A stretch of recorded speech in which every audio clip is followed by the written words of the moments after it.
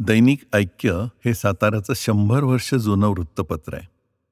संपादक हे अगदी बैठकीतले मित्र असल्यामुळे त्यांनी काहीही लिहायची परवानगी मला दिली. गेली 3 वर्ष मेडिको सोशल या सदरामध्ये मी तिथे काही काही लिहित असतो, दर 15 दिवसांनी एकदा. पण हेच लिखाण वाचून तुमच्यासमोर आणावं असं वाटलं, कारण वाचताना एक वेगळ्या प्रकारची लय त्याला येते आणि लेखकाला काय म्हणायचे कदाचित त्याच्या वाचण्यामुळे जास्त समजतं. त्यामुळेच हा सगळा प्रपंच.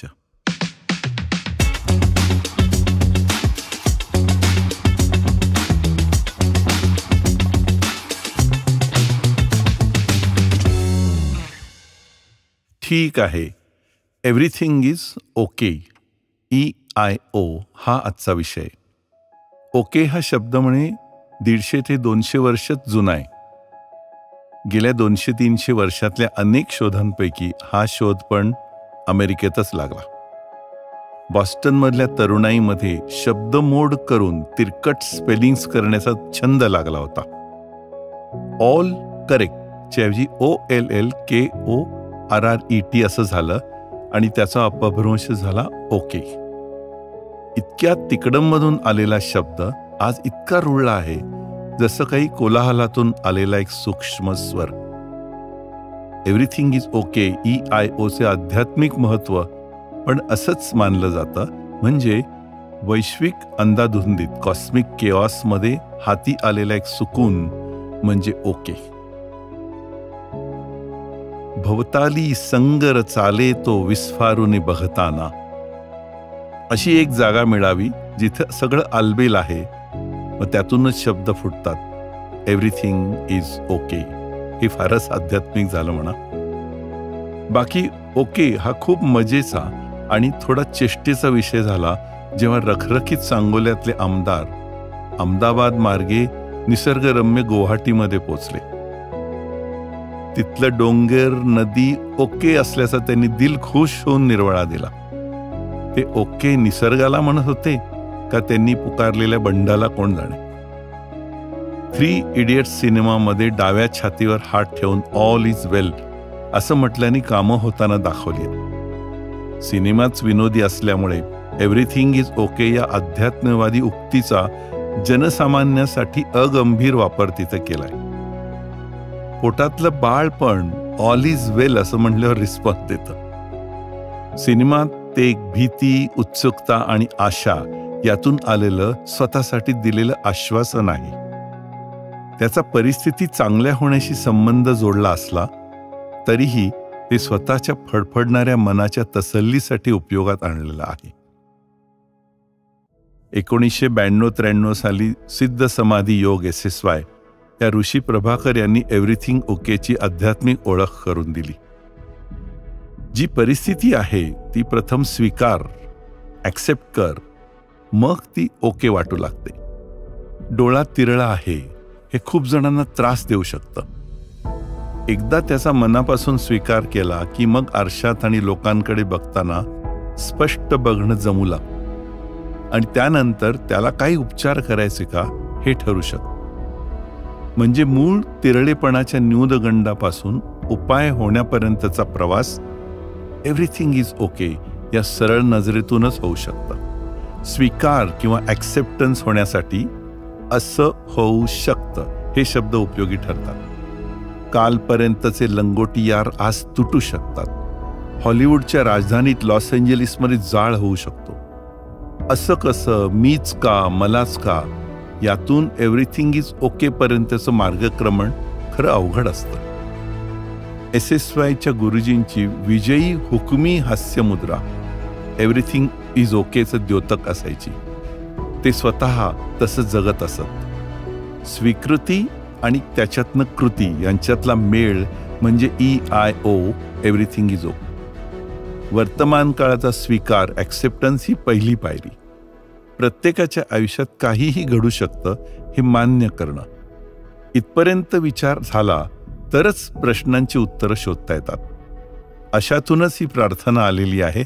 मला बदलण्याचं बळ दे, मला स्वीकारण्याची क्षमता दे आणि त्या दोनांमधला फरक कळण्याइतकी बुद्धिमत्ता दे.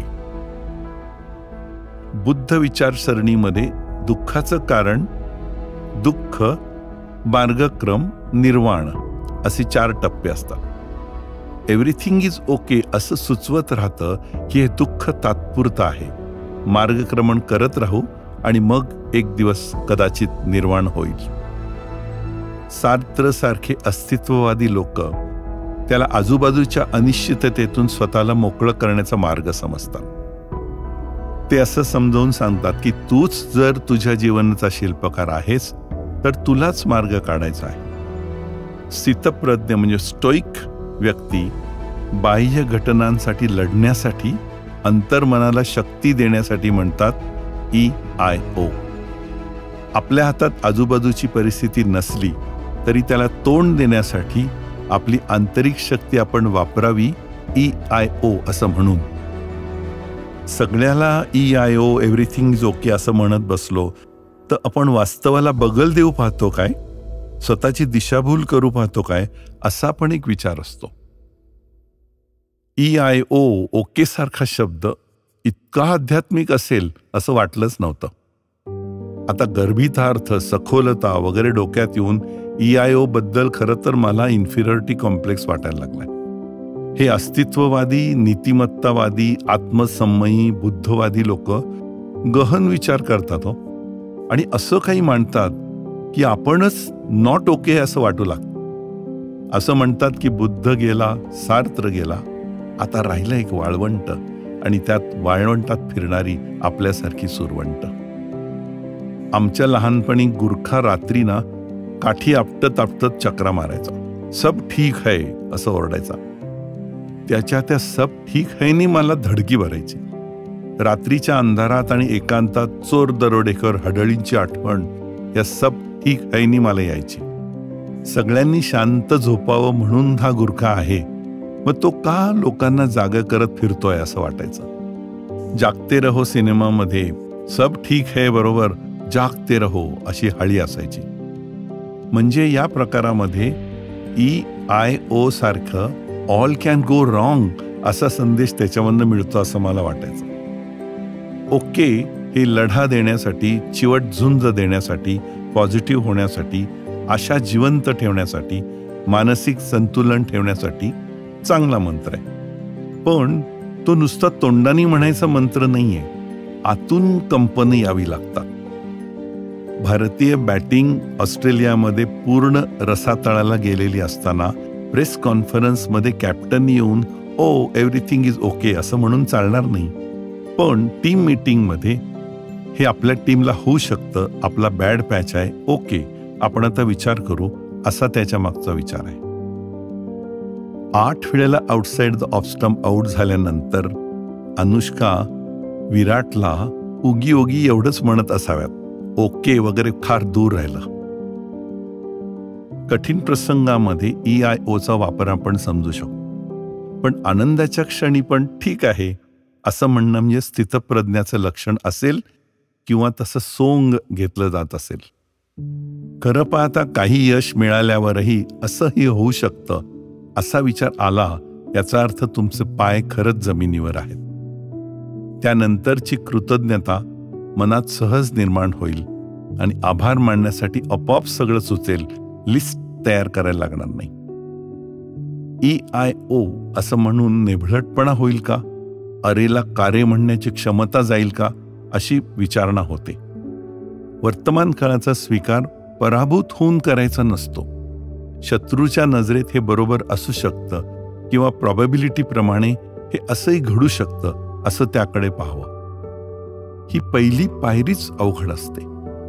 एकदा का असं घडू शकतंपर्यंत आपण आलो की त्यावर मग तोडगा निघू शकतो. स्वीकार हे सजीव असल्याचं लक्षण असतं म्हणे. तर मंडळी, आपल्याला आपल्या सुरवंट अवस्थेतून बाहेर पडून फुलपाखरासारखी भरारी घ्यायची असेल तर EIO एव्हरीथिंग इज ओके जगायला शिकूया. महाराष्ट्राचं राजकारण आपल्याला पदोपदी पटवत आलेलं आहे की हेही घडू शकतं. इतक्या वेळेला आपण हे म्हणालेलो आहोत की आपली आध्यात्मिक तयारीच त्याबद्दल झालेली आहोत. जे घडतंय ते चांगल्यासाठी अशा भ्रामक कल्पना बाळगण्याच्या ऐवजी ठीक आहे असा स्वीकार करू आणि आपला आपला परीघ सुधारण्याचा प्रयत्न करू. यूट्यूब चॅनलवरचे पॉडकास्ट तुम्ही ऐकत आहातच. दर शुक्रवारी नवीन अपलोड करण्याची जबाबदारी आमची आहे. तुम्हाला ते आवडतायत किंवा नाही आवडतायत हे तुमच्या कॉमेंट्सद्वारे तुम्ही आम्हाला कळवा. लाईक करा, शेअर करा, सबस्क्राईब करा. ही नेहमीची घिसीपिटी वाक्य म्हणावीत की नाही याचा विचार मी करतो आहे. पण तुम्हाला आनंद होत राहावा आणि तुमच्या आनंदामुळे आम्हाला आनंद होत राहावा याची मी अपेक्षा करतो.